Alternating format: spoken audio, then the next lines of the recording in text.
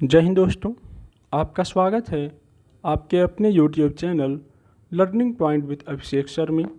दोस्तों, अगर आप चैनल पर नए हैं तो चैनल को सब्सक्राइब कर लीजिए और बेल आइकन प्रेस कीजिए ताकि आप डेली डिक्टेशन पा सकें।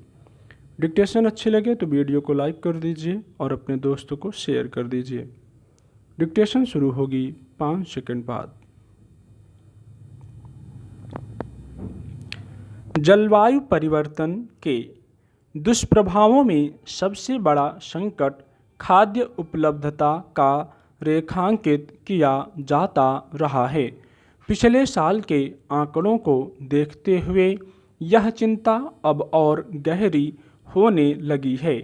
पिछले साल पूरी दुनिया में 20 करोड़ 50 लाख लोगों ने गंभीर खाद्य संकट का सामना किया।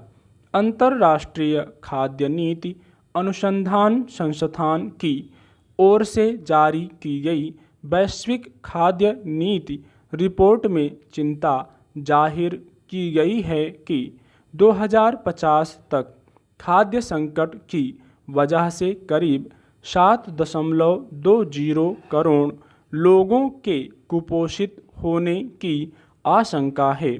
इसके लिए संस्थान ने दुनिया के तमाम देशों को सामाजिक सुरक्षा प्रणालियों को विकसित करने के लिए तुरंत सक्रिय होने की ज़रूरत बताई है।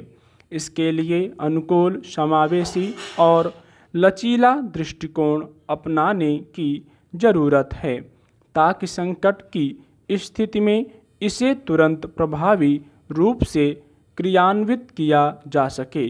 जलवायु परिवर्तन का सबसे बुरा प्रभाव खेती किसानी पर पड़ा है। कृषि उत्पादन में कमी दर्ज की जाने लगी है। कहीं अतिवृष्टि तो कहीं सूखे की वजह से बड़े पैमाने पर फसलें बर्बाद चली जाती हैं। इसलिए भी खासकर विकासशील और गरीब देशों में खाद्य सुरक्षा को लेकर चिंता गहरी होती जा रही है। भारत के सामने यह संकट कई वजहों से बड़ा है। एक तो आबादी की दृष्टि से यह दुनिया का सबसे बड़ा देश बन गया है।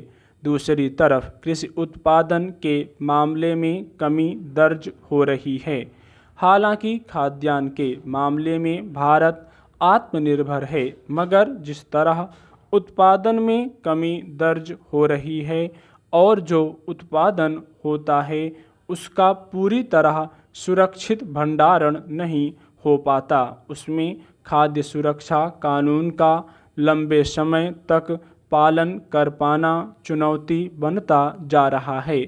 पहले ही 80 करोड़ से अधिक आबादी को मुफ्त के राशन पर निर्भर रहना पड़ रहा है। उनके पास रोजगार के ऐसे साधन नहीं हैं कि वे अपना भोजन वे खुद जुटा सकें। इस तरह इस आबादी में कुपोषण की गंभीर समस्या है। विश्व स्वास्थ्य संगठन के आंकड़ों के मुताबिक भारत में दुनिया के दूसरे देशों के मुकाबले कहीं अधिक कुपोषित बच्चे हैं। केवल 1 या 2 वक्त पेट भरने के लिए अनाज का प्रबंध हो जाने से पोषण की गारंटी नहीं दी जा सकती। समुचित पोषण के लिए फल, दूध, सब्जियों आदि की पर्याप्त उपलब्धता भी जरूरी है। इसके लिए कोई सरकारी प्रबंध नहीं है। ऐसे में कुपोषण की समस्या यहाँ बढ़ने की आशंका अधिक है। मगर भारतीय कृषि नीति और कृषि क्षेत्र के लिए बजट के निर्धारण को देखते हुए यही लगता है कि सरकार अभी इस संकट को लेकर गंभीर नहीं है। पिछले साल समय से पहले गर्मी का मौसम शुरू हो गया तो गेहूं के दाने सिकुड़ गए।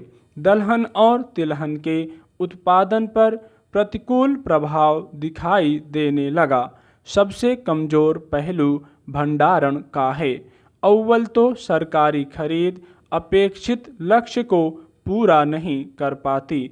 फिर अनाज को खुले में प्लास्टिक आदि से ढक कर रख दिया जाता है और असमय या अत्यधिक बारिश की वजह से हर साल बहुत सारा अनाज बर्बाद चला जाता है। नए गोदाम बनाने की तरफ ध्यान नहीं दिया जाता और पुराने गोदामों की मरम्मत में दिलचस्पी नहीं दिखाई जाती। स्टॉप।